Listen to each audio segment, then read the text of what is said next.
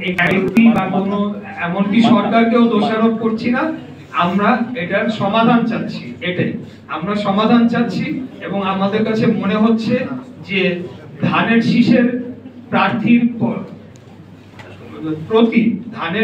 প্রার্থীর প্রতি বৈষম্য করা হচ্ছে।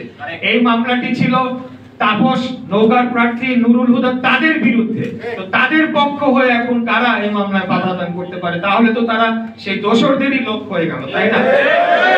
আমি দোষ দিব তাদেরকে, ওই দোষরদেরকে, আমি অন্য কাউকে দোষ দিব না। আমি সকল পক্ষ যারা এখানে রেসপন্সিবল পার্টি রয়েছেন সবাইকে আহ্বান জানাবো দ্রুততম সময়ের মধ্যে আপনারা রায়টি কার্যকর করেন, রায়টি বাস্তবায়ন করেন। এটি আপনাদের